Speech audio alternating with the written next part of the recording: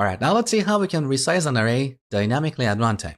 Now I want you to code along with me because I'm going to give you an exercise in the middle of this lesson. So I'm going to show you the basics, and then there is a part of this algorithm I want you to code on your own, okay? So let's start by declaring an integer array of size 5 on the heap. We get an integer pointer and store it in this variable. Next, we're going to create an infinite loop and constantly ask the user to enter a number. So cout number, okay? Then we use cin to read the number and store it in our array. Now here we need an index, and for that, I'm going to declare a variable to keep track of the number of entries or values we have received so far. So we can call this entries and initialize it to 0. Now over here, we use cin to read a value and store it in numbers of entries, okay? Now here we're going to check to see if this is a valid number or not. To do that, we can say if cin.fail returns true, that means the user entered something that cannot be converted to a number, like a letter or a special character and whatnot. If that happens, then we're going to break out of this loop. Otherwise, we're going to increase the entries by 1. Now, after this loop, we're going to have another loop to print all the numbers the user has entered so far.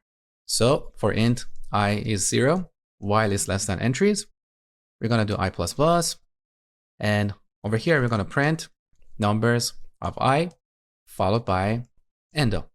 So at this point, we are not worrying about dynamic memory allocation. We're just writing a basic program to get a bunch of numbers from the user. This is how I want you to code. Always solve a problem in a bunch of baby steps. So take a look. I can enter 1, 2, 3, 4, 5, and then X, we see the numbers 1 to 5. Okay? So the first step is done. Now let's work on the dynamic memory allocation part. So at some point, this array is going to get full. That's going to happen if the number of entries becomes 5. So here we can write a condition and say if entries equals 5, then we need to resize the array. So here's the algorithm for resizing this array. First, we need to create a temporary array twice the size. Then we need to copy all the elements from the existing array into the new array. And finally, we need to have the numbers pointer point to the new array. So this is the part I want you to code on your own. Of course, I'm going to do that too, but pause the video and spend a few minutes to implement this algorithm.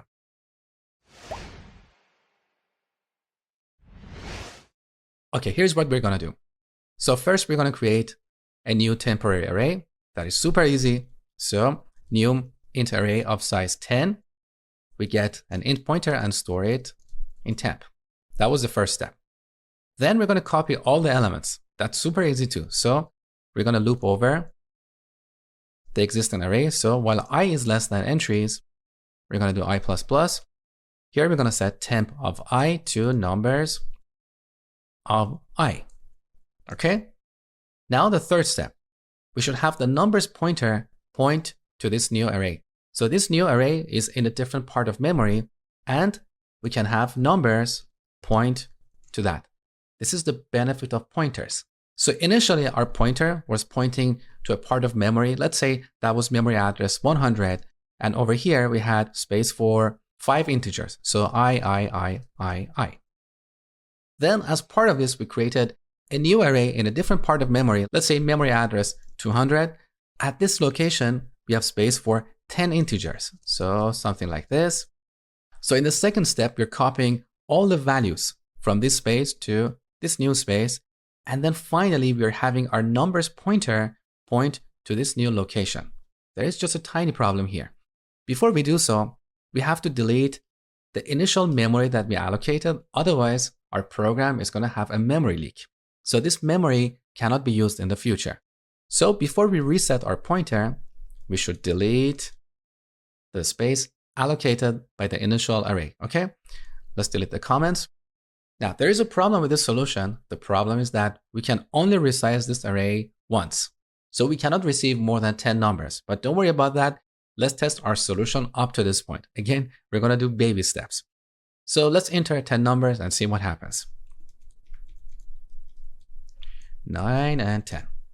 finally X. Okay, so our array was resized and we see all these values on the terminal. Beautiful. Now let's make this solution more flexible. So instead of working with these magic numbers over here, we're going to work with a variable. Now what is 5? That is the initial size of the array, right? So let's store this in a new variable called size, or we can call that capacity. I prefer this name. Now we can use this capacity to create our first array. Now over here, we're going to replace 5 with capacity. So we are saying if entries equals capacity, that means our array is full. Then we're going to increase the capacity. We're going to multiply it by 2 and use the new capacity to create a new array. Okay? I believe this is pretty much all we had to do. There is just one more step that I forgot. And that is down here. When we're done, we should delete the memory that we allocated for our array. That is the memory that we allocated for this new array up here, okay? Or if we never end up in this block, the memory that we're deleting here is the memory that we initially allocated at the beginning of the program. So if the user never enters more than 5 numbers, we are never going to get into this block. So we're not going to create a new array. We're not going to delete the original array. In that case, down here, we are freeing the memory that we allocated at the beginning of our program. So now let's run our program and see what happens.